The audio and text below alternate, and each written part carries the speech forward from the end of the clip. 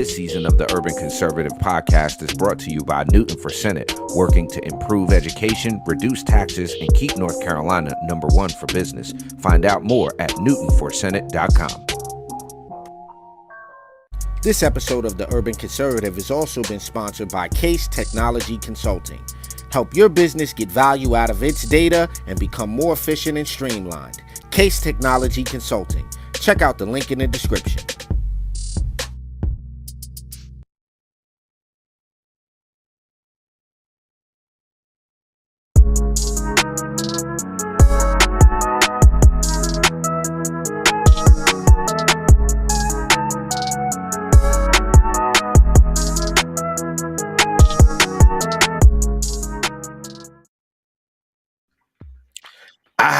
Ladies and gentlemen, it is time. What coffee? How am I doing this?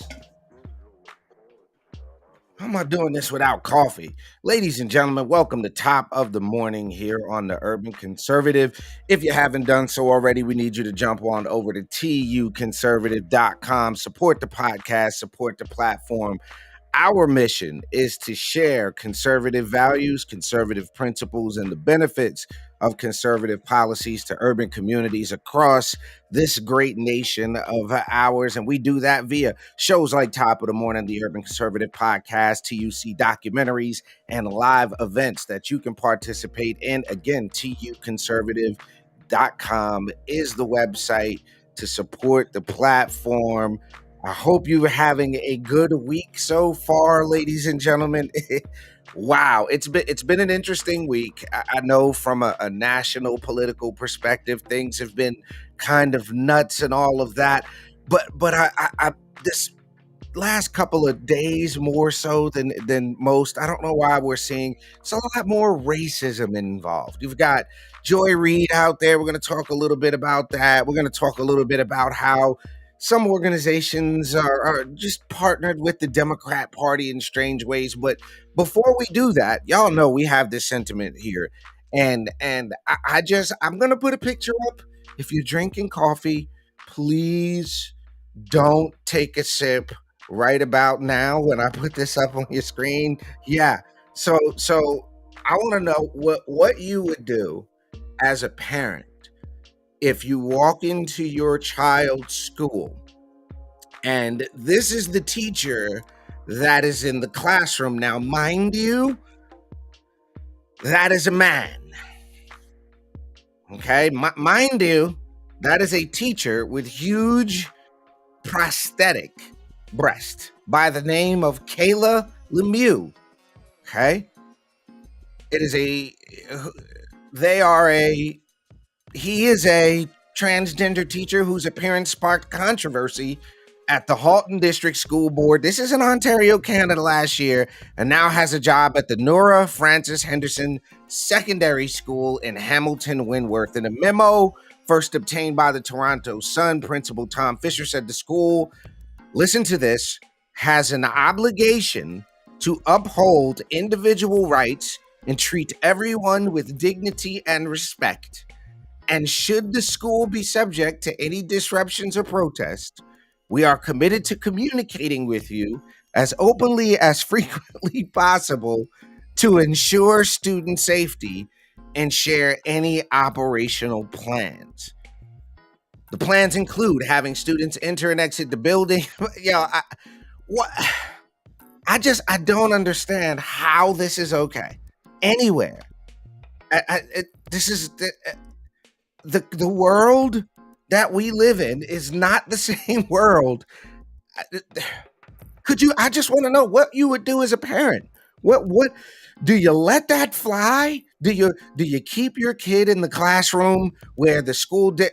Now look, you gonna live the life that you're gonna live. I don't pretend to know what it feels like to be somebody who's going through that issue of not being sure, mentally, if you're a male or a female or not. I don't know that struggle. I respect the fact that may be some people's choice of reality. So I don't use the word struggle disparagingly, but there's a point, I think, as a society, as a culture, and I'm hoping that we as a country, and I know I talk to a lot of folks That's going too far. I wouldn't allow my kid. And if this is a private school and I'm paying for that, good gracious.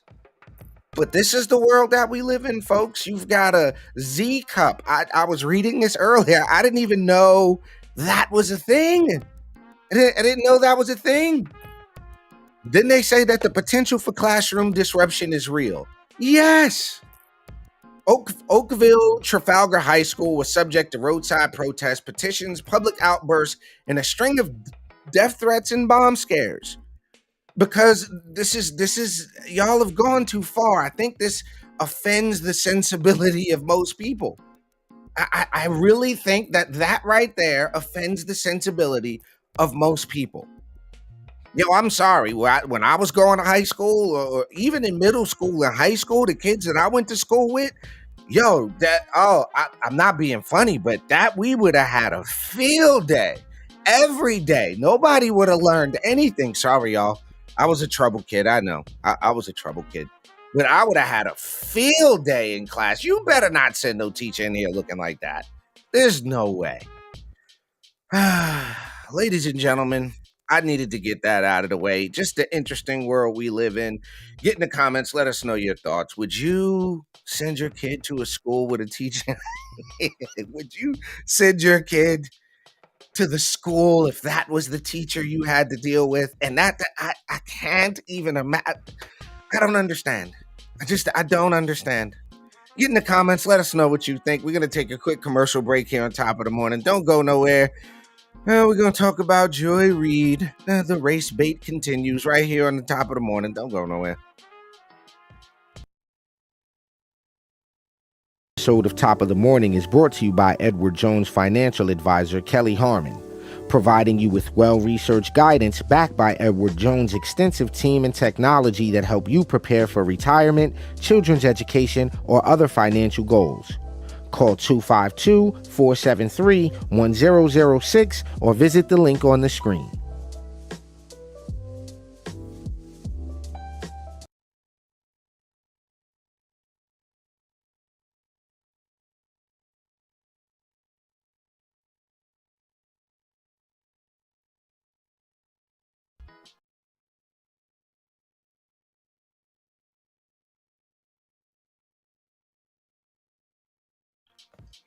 All right, ladies and gentlemen, you're back on Top of the Morning here on the Urban Conservative. I got to give a shout out to my twin brother, Raheem, Architect Soto. He's out on assignment this morning working on a few things. And y'all already know what it is. I didn't do the mug shot, but when you see the cup that color, you already know what the coffee situation was like, ladies and gentlemen. Oh man. So listen, here's the thing, right? And we talk about this a lot on this platform. We talk about it a lot during interviews and when we do live events and when we're out talking to folks and canvassing and that kind of thing. We talk about the race bait. And it appears, it at least appears to us that there are some folks who just have to make a living off insisting that every single solitary thing is based on race. Everything. Now, we're not going to argue the description of racism. We're not even suggesting that there are not people alive that have stupid ideas about race, right? There are some people still alive today that have some pretty dumb ideas, and y'all know we share that all the time. But it's like this. Okay. I'm just going to play this. Just listen to Joy Reid. Just listen to this. But we begin tonight with a weird trend that we've noticed coming out of MAGA Republican world. This is a party, after all, whose base is overwhelmingly the same demographic that gets its news from Fox. So let's just say not super diverse. Race bait off the top face lady.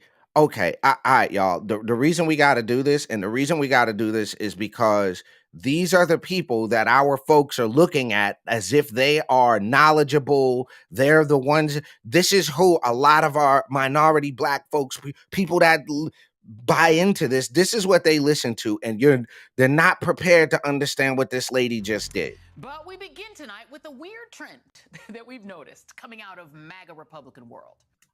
All right. y'all got to understand this term MAGA Republican thing. You have a Republican Party. There is no MAGA Republican Party. This is they constantly, if you notice, Joe Biden uses the term, all the Democrats use the term. It's a way to tie Donald Trump to the Republican Party. It's a way to belittle people who have a different disposition on things. This is, after all, there's no MAGA Republican Party. There's the Republican Party. Like, what is this? This is overwhelmingly the same demographic that gets its news from Fox. So let's just say not super diverse. They're white. Okay, but so is 70% of the country is white. What's the point? But since Trump came along in 2016, they keep insisting that because of him, Republicanism is booming among black people, despite there being no evidence of that. And as Donald Trump's troubles have gotten more intense, she just made a claim that because of Trump, there is no black Republican boom. Okay. So what we have to do, right, is you're going to do black votes for Republicans increase. So all you got to do is Google the term. Republican candidates were backed by 14% of black voters compared with 8%. I'll do this just so y'all don't think, because I can't make this stuff up. There you go. All you got to do is Google it. Like, I don't understand. All you got to do is Google it. You don't even got to work that hard. Republican candidates were backed by 14% of black voters compared to 8% in the last midterm election 4 years ago, according to the AP Votecast. And this is in December of 2022. AP News reports black support for GOP ticked up in this year's Republican sense an opening among black voters. Like, y'all got to stop. Like, this is the problem within our community is we listen to people like this who make these claims and then what evidence did she use to support the claim? She just said it and then just keeps it moving and people buy this crap. Republicans are leaning into a new twist on this narrative, namely that Trump being an accused felon has broadened his appeal with black voters. I think this is endearing, especially many black men, to President Trump. As one black lady I spoke with earlier today here in New Orleans said, Trump's a gangster. And that means hold on, wait a minute, let's stop. And folks, here's the thing about this, right? Here's the whole idea. And this is why we bring this up. This is why we're bringing this up, okay? The idea that y'all are gonna now act like that's not a part of black culture, like what y'all are calling quintessential air finger quote black culture, y'all are now gonna act like we don't celebrate gangster culture. Y'all gonna now act like you don't watch BET. You're now gonna act like we don't have go down the black book section in Walmart and look what you get. We don't get history black books in the book section in Walmart. Everything is drama, gangster boo, flowers from the hood, the thorn from the ghetto. Like that's what you get when you go down the black book section. Now we're going to act like the very part of the culture that y'all promote, that y'all support, this subculture that y'all call black culture. Now y'all want to say because white folks are calling it out now that's racist. That's just strange to me. That's really strange. I don't get it. Cred among a new block of voters that perhaps have never given him a serious look. And that's a certified fact. And you know why? I'm going to say why that's a certified fact in my opinion. Because you have to understand that a lot of people don't pay attention to the news. A lot of people, they get their news from people like Joy Reid and the MSNBC and the CNNs. Our folks, black folks, don't by and large watch Fox or the Daily Wire or any of the conservative leaning media. Local news really has the local media has a basically do what they're told from the network perspective. They don't have a dog in the fight and really that. But when we look at the national news media where people by and large really get their information from, folks, we're going to act like now all of a sudden these aren't the same people that support the rappers and we could turn on everything gets sold with a rap commercial. Everything is gangster rap now. I can't even buy damn pancakes without a rapper selling me pancakes. I can't, like, that's the thing. And it's a true statement. People in the hood are starting to snap out of it. And I know that terrifies people. I'm completely aware that terrifies Democrats, that terrifies people that run these Democrat undercover organizations. I was going to take a break, but that leads me to this segue, because we're talking about this morning this idea, and it's not just some of these Black political caucus organizations. It's the NAACP. It's these Forward Carolina. It's these ubiquitously named organizations that go into Black communities and continually just toe the line for the Democrat Party, like Joy Reid and them are doing by using these terms, MAGA Republican and all of that. But then you have to ask yourself a question. Then the reality of this becomes, what do they get out of it? And why would somebody who want to help Black folks continue to toe the line for the Democratic Party under the pretense that they are nonpartisan? Because that's what the NAACP is supposed to be, nonpartisan. These Black political caucuses in Charlotte and other places, they're supposed to be nonpartisan. They're not. They're clearly not. Now, I got evidence to show that they're not. I know people have made statements to me directly that they're nonpartisan. Whether they meant to make the statement or not meant to make the statement, the fact of the matter is, there is a point where some of the issues that are facing Black, Brown, Hispanic, Latino, low-income communities are nonpartisan issues. The fact that 75-85% of our minority Black men babies are born in single mother households is a problem. The fact that we have 20, in some cases, lower than that percent turnout in our municipal elections, where the laws and the things that impact us immediately is at an all-time low. The fact of the matter is, Black children are graduating high school functionally illiterate. They can barely read. That is a bigger problem. Then you also have to explain to me, and this is why I say that these organizations continue their just different avenues of the Democrat Party to continue this victimhood mindset, this oppression mindset, this idea that there's some white devil boogeyman out to get Black people. Let me tell y'all something. And this is why it is so important for people to stop staying in their little echo chambers and stop hanging out with the same people that think the same thing that you think, because the facts don't lie. I've been in the room myself. The idea that the laws that are passed in North Carolina, the idea that the things that are done by by city and state and federal government are based on race can only be made by somebody who's trying to do one of two things.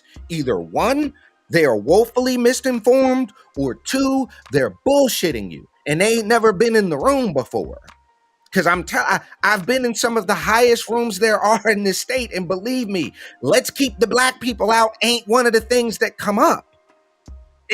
I'll tell y'all something. The interesting thing is that we look at laws, and I'll give you a prime example. The anti-rioting bill that increased the penalties for rioting in North Carolina. I've sat in multiple counties at Black political caucus events, NAACP events, community organizations, Black fraternities and sorority events.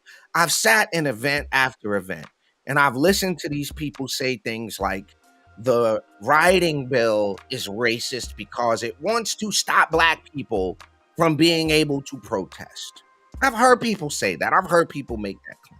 Then you go read the bill, and then you find out the words Black and people are not in the bill.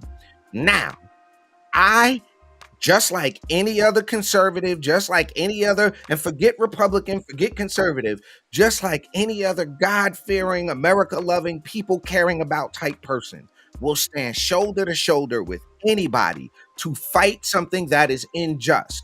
We all agree that man shouldn't have had his knee on George Floyd's neck for that long.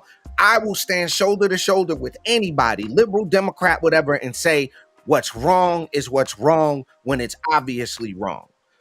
But when you read a bill, when you make a claim that something is racist, and then you analyze the thing and you say, well, I don't see what is racist about this because it doesn't take away your constitutional right to peaceful assembly or to redress your to address your government for a redress of grievances. There's nothing in that bill. What it says is if you illegally act, illegally assemble with the intention to do violence, and you do damage to somebody's property in excess of $2,500, that's a felony. And guess what?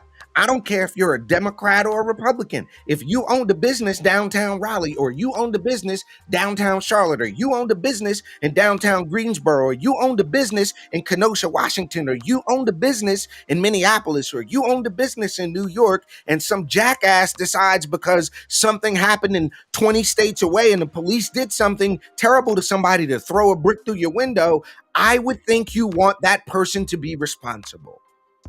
I don't think that knows a party. I don't think that knows a color. But that's not what's in the law, folks. So what I'm suggesting is this.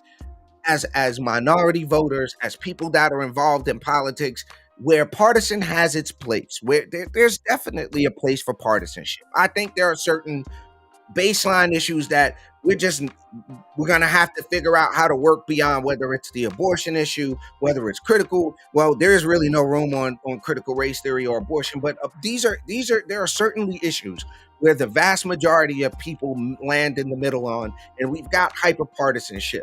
But to suggest that these organizations, the NAACP, these Black political caucuses, the Black Lives Matter groups, the Forward This, the Together That, the all of these groups, pick one in your city where you are, to suggest that these folks have even progressed beyond the point of becoming nonpartisan, to think that we have people that understand that. Now, look, I think there are some elected officials who get it. There's some elected officials who get it. I genuinely think that there are some at a state level and at a federal level who realize it's about bipartisanship. It's about getting things done for your constituency, for your country. If you're a federal person, I get that. But the idea that we're dealing with, and the point of the matter is if Black folks at the activist level, if we don't address the issues as they are objectively, if we can't stop using race as the mechanism, that everything is based on racism, you're always going to be a perpetual victim to something. It's always going to be a grievance. And this is, if you want to be a Marxist, you can do that. If you want to live the life of Marx, you can do that. But you'll never find a willing partner in anybody that cares about the country or cares about their community, because these ideas that, first of all, it's a pretty stupid idea that there's even races. It's a dumb idea. There's only human beings, but okay, let's play the game and say Black people and white people. But to suggest that there's some secret cabal of white supremacists that want to do, I can show you a predominantly Black city council in Rocky Mount, North Carolina. Black city council. You will have Black city councilmen stand up there and say, the system is systemically racist. Everything is systemically racist. Racism, racism, racism. As he sits there with a majority Black city council, a Black city manager, a Black police chief, a Black fire chief, Black people running department heads, and then turn around and use we couldn't for 120 years what we couldn't do. First of all, you wasn't alive 120 years ago. You didn't have nothing to deal with from 120 years ago. You grew up at a time, if you was born at any time in the last 60 years, since Clarence Henderson and those guys sat at the Woolworth lunch counter, if you were born any time after that, you don't have an excuse. Racism has not stopped you, cannot stop you, and we have too many people on both sides of the aisle to justify that fact. You cannot say, if you are my age or any younger than me, You have zero excuse. I understand the police are people. Things are going to happen. People are going to make bad decisions. Yes, you have some shitty officers out there. Yes, you do. Now nobody on our side of the aisle doesn't think that you have every officer is a good officer. No chief sheriff that I've talked to has ever said that their police department is 100% where they want it to be and that they can improve. But if we're going to continue to use racism, if these black political caucuses and these other groups are going to continue to spew out this idea and toe the Democrat line that racism is the problem, if we're going to keep falling for the Joy Reids of the world and the Al Sharptons of the world and the Tariq Nasheeds of the world, you're not servicing our community. You're not helping our community. And then you wonder why you can't get anything done and not take a look at the folks in your own party. I had Senator Joe Ford on this show, on the Urban Conservative, a Democrat, former Democrat, the highest you can get, a state senator. And he said it, the Democrat Party relies on our folks to be uninformed and misinformed. Now you got to call him a liar. The guy who got elected by the party to the state senate and held one of the highest seats in the party. Now you got to call that guy a liar. That's the problem. Now, I get it. Some people, for some reason, for whatever personal reason, they don't have the intellectual honesty. I had to, for myself, admit that I was wrong. I was wrong when I was operating in a worldview that the police were out to hunt me as a black man. I was wrong operating under that assumption.